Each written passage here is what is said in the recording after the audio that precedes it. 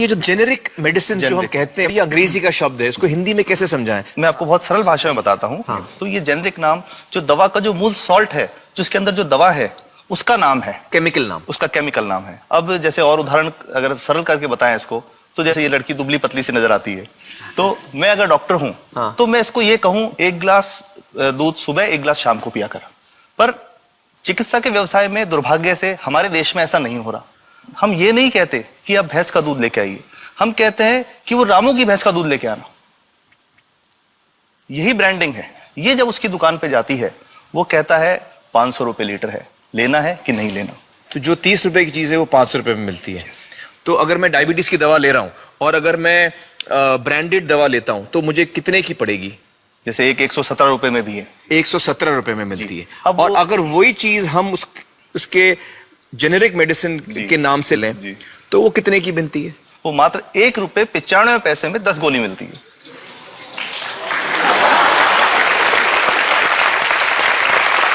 और दोनों गोलियों में कोई फर्क नहीं है किसी किस्म का? 100% समान, क्योंकि इसकी उत्पादन लागत ही इतनी है। उसका manufacturing, packaging, transport, retail margin, जो उसके मार्जिन जो हैं, जो हमारे ज्यादा है, वो सब मिला करके उतने की ही पड़ती है।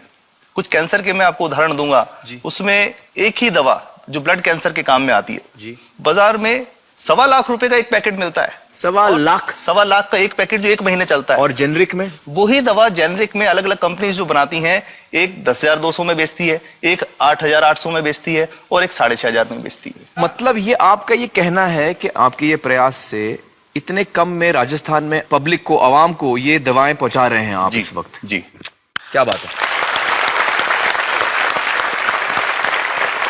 मेरा ये सवाल है कि डॉक्टर्स जो हैं वो हमारे पर्ची पर जेनेरिक नाम क्यों नहीं लिख के देते? क्यों लिखते हैं वो ब्रांडेड? जाने नहीं देंगे बाहर फिर? नहीं, सब जाने देंगे।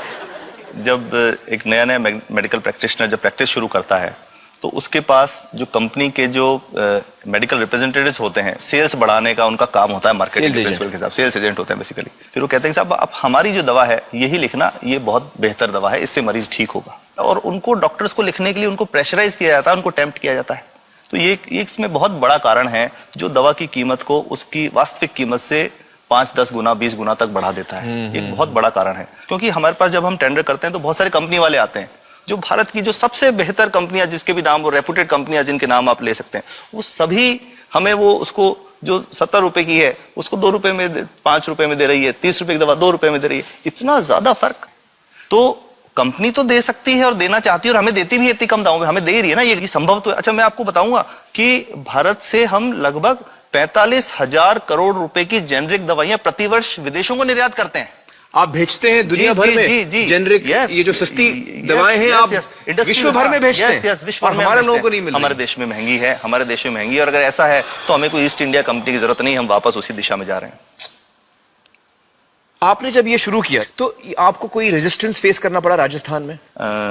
देखिए, जो प्रयास हम कर रहे हैं ये बेसिकली धारा के विपरीत बहने का एक प्रयास है जी। काफी थ्रेट्स भी हैं, क्योंकि इसमें माफियाज भी हैं, ड्रग माफियाज जो ऑपरेट करते हैं।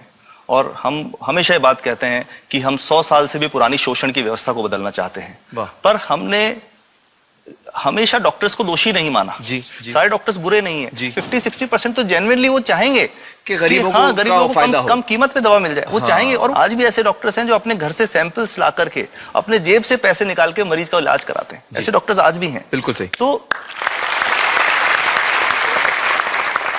मैं इनको एक उदाहरण भी बताता हूँ कि कैसे हमारे जो काम वाली थी, उसका बच्चा था छोटा। इंसिडेंटली हम कुछ समय छुट्टी मनाने कोई बाहर गए। जब हम लौट के आए 10-12 दिन बाद, तो वो लक्ष्मी के साथ उसका छोटा जो बेटा था राजू, वो भी उसके साथ आता था जब, और मेरे बच्चों के साथ खेलता था, मेरे बेटे के साथ खेलता था। तो वो लक्ष्मी अकेली आई, राजू नहीं आया। तो हमने पूछा कि क्या हुआ, तो उसने जो बात बताई कि साहब वो उसको, आप गए थे, उल्टी दस्त हो गया था। उल्टी दस्त की बीमारी के लिए वो जब दवा लेने गई तो केमिस्ट ने उसको कहा कि इसके तो 400 रुपये लगेंगे। तो उसने कहा साहब मैंने खूब मांगा, मेरे पास 400 रुपये मुझे नहीं थे, और मेरा बच्चा रात को ही उसको दस्त आते रहे, वो खत्म हो गया। और मैं आपको ये कहना चाहता हूं कि वो जो दवा लिखी थी कि वास्तव कीमत 1.5-2 रुपए ही है, तो वो बच्चे की जान बच सकती थी।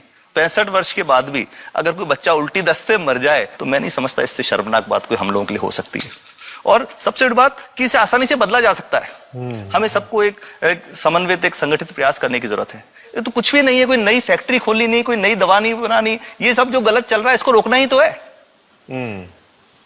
तो दोस्तों, डॉक्टर समित की बातों से हमें यह पता चला है कि दवाइयों का जो कॉस्ट होता है, जो उनको बनाने का खर्च होता है, वो बहुत ही कम होता है और हमें इन कम दामों में ये दवाइयां मिल सकती हैं अगर हमारी राज्य सरकार जेनेरिक मेडिसिन की दुकानें खोले, जैसे राजस्थान सरकार ने किया है और जिसके लिए हम उन्हें सलाम करते हैं। एक बात और, अगर आप एक एनजीओ हैं और आप जेनेरिक मेडिसिन की दुकान खोलना चाहते हैं तो Department of Chemicals and Fertilizers आपको 50,000 रुपए की ग्रांट भी देता है। डॉक्टर समित, आपने बहुत ही बेहतरीन काम किया है और इस बहुत ही अहम मुद्दे पर रोशनी डालकर हमारी आंखें खोल दी हैं और हमारी दुआ यह है कि जो काम आपने राजस्थान में शुरू किया है वो हर राज्य में फैले, देश के कोने कोने में फैले। बहुत बहुत शुक्रिया हमारे साथ बातचीत करने का doctor Samit. Thank you so much.